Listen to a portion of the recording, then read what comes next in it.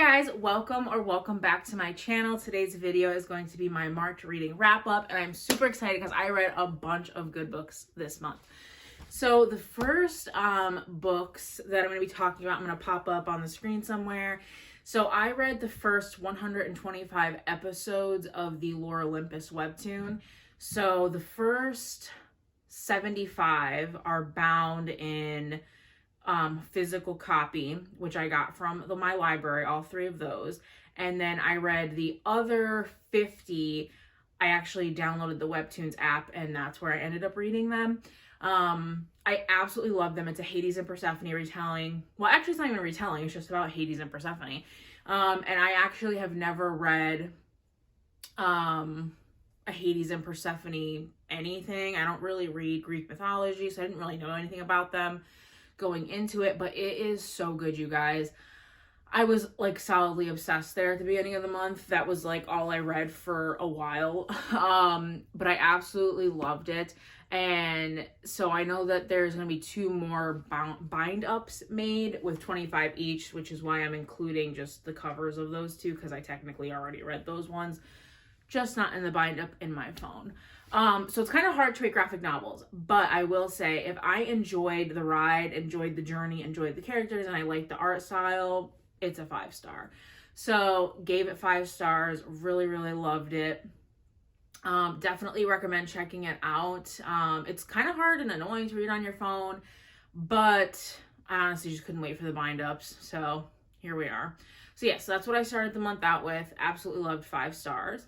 And then after that, I picked up Legends and Lattes by Travis Baldree. So this is the high fantasy, low stakes book, cozy fantasy. Absolutely adored it. It's about Viv, and she was she's just a bounty hunter, and she ends up not wanting to do that anymore. She ends up wanting to open up a coffee shop in a little town where no one knows what coffee is. So she has her work cut out for her. But she meets some friends along the way, and her friend Tandri ends up just popping in one day and starts working with Viv. And then, you have Thimble come along. He's on the back here. He is just this adorable little character. I absolutely love him. And you also have the contractor who helps Viv, throughout this whole process as well. And I absolutely love that. It's like this found family aspect that I just absolutely adore in books. And it's just such a cozy book. I literally would sit down every night when I read this with a cup of tea and throw on some Tavern Ambiance on my TV and just vibe for the night. I loved it. I just love the way that Travis describes things. He goes into detail about the smells of the coffee, the smells of the pastries, when they're demolishing and rebuilding and everything with the actual coffee shop. He just describes that perfectly.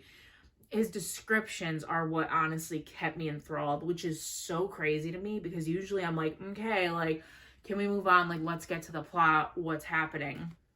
But this gave me kind of a newfound love for just taking all that stuff for what it is. They're trying to immerse you into the world. And that's exactly what this book did, and helped me learn for future high fantasy books, because that was always a huge issue with me, is high fantasy books can be so descriptive that sometimes I'm just okay, let's move on. I don't care. I want to get to dialogue and plot and have something interesting. But this just went to prove to me that the descriptions are just as interesting, as long as the author does it properly and in the proper manner, like Travis. So, yes, absolutely love this book. 5 stars, and I'm super excited. There's a prequel that's coming out called Bookshops and Bone Dust. That's about Viv. I think she hurts her back or something, which is super relatable. And so she has to take a reprieve, and so she works in a bookshop or something, and I'm obsessed. Cannot wait to read that. So anyways, 5 stars. Loved it.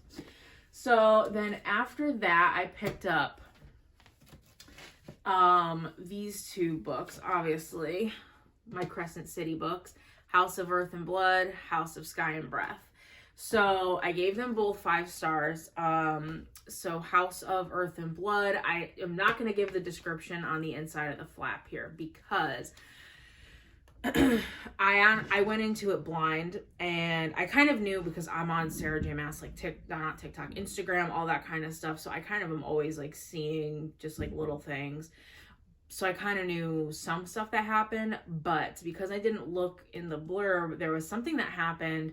I think it was like 70 pages in, which is like honestly pretty deep into the book, and it was on the flap. Like I looked at it after, and I was kind of shocked that it was on the flap because me going into it not knowing that happened, I was so much more enthralled by the book itself. And I think that if I would have read the flap is such a weird word. Okay, let me say, if I would have read the synopsis or the blurb of the book, I feel like I would have just been expecting it, wouldn't have been like as encapsulated by the characters and by the book itself. So I definitely recommend, if you can, to go in blind and not read the blurb. It worked out really well for me. But what I can tell you about this book is it's about Bryce, our main character. She is a badass. I love Bryce so much. She takes no crap from anybody and tells it like it is, and I am obsessed with her. And one thing that I loved learning about Bryce throughout both of these books is just how much she loves her friends and her family and how much she will do for them. And I just think that's something that is so amazing in a character, because Bryce is just like no other. And like every other SJM book, the last 100 pages of this book are just insane. Like speed reading, what's happening, what's going on, but just so amazing. Again, 5 stars for this one. I absolutely loved it. And then, I also gave 5 stars to House of Sky and Breath. If you watch my reading vlog, I talk about it a little bit more in there, but because it's the second book, I don't want to go too into depth. But it's just like, furthering the story of Bryce and kind of learning more about her, learning more about the world. And it is so good, you guys. I don't want to go into it, but the last chapter of this book has my heart. It really, really does. And that's all I'm going to say about that. 5 stars. So then after those 2, I picked up, I was actually reading 2 books at the same time, but I picked up A Curious Beginning by Deanna Raybourn next. And I really like this book, you guys. It's just a cute, cozy mystery, with a little bit of romance sprinkled out, but Katie is reading talks about this. She said that it's a super slow burn.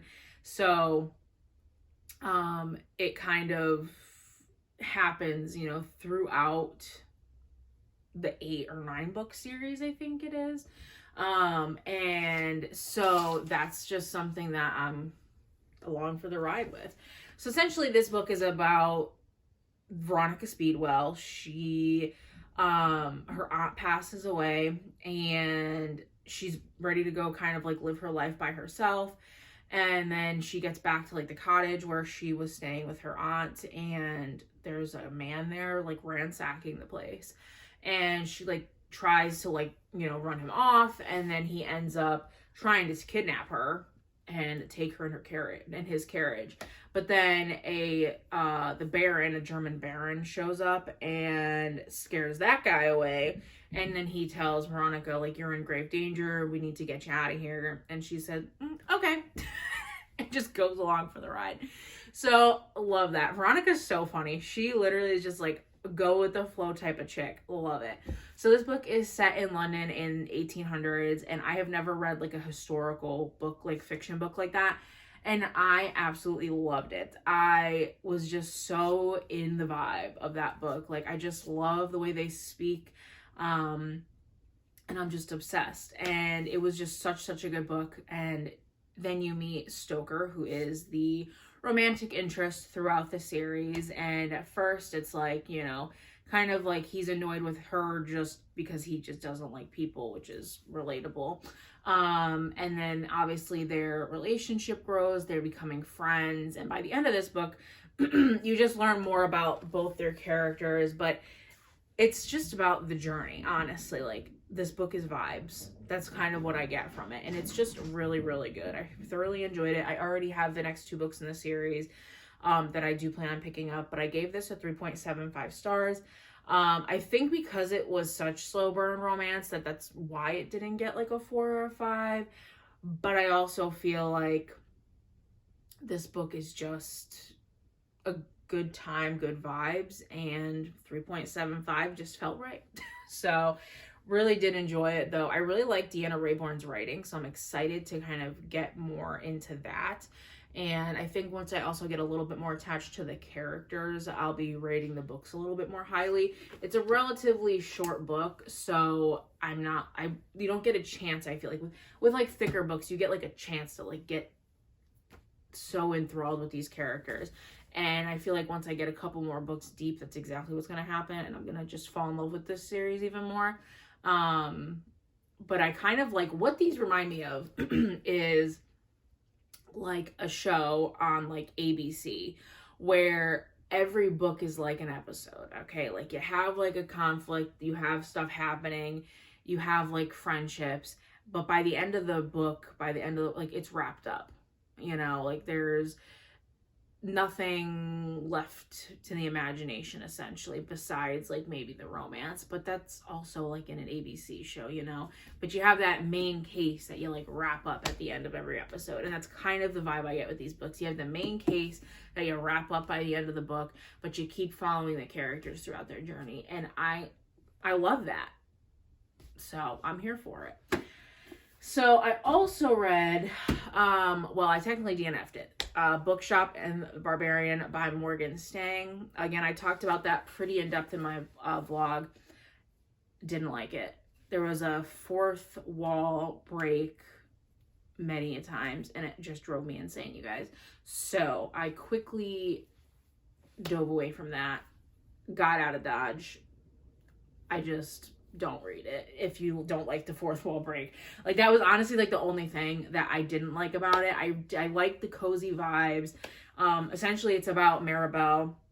She buys this cute little bookshop sight unseen, and she goes to the town where the bookshop is. She, meets a barbarian that she asks for help because she needs to get something out of her bookshop, and you just kind of go along for their journey, and it's a very cute story, and it genuinely, if it wasn't for that fourth wall break, I would have finished it. That was honestly the only thing I didn't like about it, which is really disappointing because I had high hopes for it, and I finished it, DNF'd it about 65% of the way through, which is unfortunate because I was enjoying the characters, like Maribel, and I think her name is Asteria, the barbarian. Like I really enjoyed them, and I liked their vibe together, and I liked learning about the town, about the bookshops. It was a very quaint story. What this story reminded me of is I described it in my vlog as like you're in the town where you're waiting to go on a mission, and you're talking to like non-player characters in a video game. So like they have their set lines, and like they're very basic. They're not like, they don't pull any emotion from you. Like that, you don't get a lot of emotions from the people in this book. At least not as far as I got. So yeah, the only reason I really wouldn't recommend it is because of that fourth wall break. But if you do like that, and if that's something that you like, then you may like this book. But if you have read that book and you suggest I try and finish it because the end is worth it, let me know down below, and maybe I will check it back out because it is on Kindle Unlimited. So wouldn't hurt to finish it someday, but was not the time. So then the last book that I read was Lightlark by Alex Astor, and I gave this book a 4 stars. I really, really like this book. Alex Astor's writing is so good. I love the way that she describes things, and I love the way that she writes the world and writes the characters and how she tells you about the world, because she doesn't info dump. I feel like she gives you what you need to know when you need to know it, instead of like the first 70 pages she's just like, okay, blah blah blah blah blah, and like gives you all this information. It's like, whoa. She sprinkles it through, which I love. and the writing of this book is just so, so good. So what this book is about, again, there's a lot that goes into it. I didn't read the blurb when I first read it, so all I'm going to tell you is what I kind of went into it knowing, is that there's an island that appears once every 100 years, and there's 6 rulers of 6 different, I think it's realms, that go to this island, and they compete in order to break the curses that are on their realm. So each ruler, their realm has a separate curse, and they have to try to solve this puzzle in order to break the curse. So that's kind of the gist of it. It's very Hunger Games vibes, and I actually super enjoyed that. It's just with the love triangle that kind of goes on, and you get to meet just all these characters and the plot twists that happen, you guys. I genuinely don't think I have been that surprised by plot twists in a while. They were so good. I just love the plot twists, and it honestly, it made the book. Like, it was so good. And the ending of this book is really, really good. And her second book, Nightbane, comes out in November, and I'm so stoked to read that. But yeah, I really enjoyed it. 4 stars. Her writing is just phenomenal. Like I said, I just love the way she writes. It's super easy to read, understand. So if you've never really like read a fantasy book before, but like want to kind of get into it, like this is definitely a book I would recommend, because it's just super easy to understand. The characters are pretty like straightforward. The romance is really good. And you know, the whole time it's like I'm rooting for both love interests, and it's like, why? And then, I mean, I made my decision at the end of the book. But yeah, so definitely love this, definitely recommend, definitely should check it out. Again, 4 stars. So you guys, those are all the books / graphic novels and everything that I read this month, and I hope you guys enjoyed. Let me know if you guys have read any of these books down below, or even if you guys have any recommendations of what I should read in my April reading month. And yeah, I will talk to you guys later. Please like, comment, and subscribe. And also head on over to my Instagram, same name, Sabrina_reads and rambles. I post stuff there I try every day. And I also give you guys little updates as to like what I'm reading at the time. And so you guys just get like a little bit more of a glimpse into it. But I will see you guys next week. I'm going to be posting another reading vlog. So I will catch you guys later.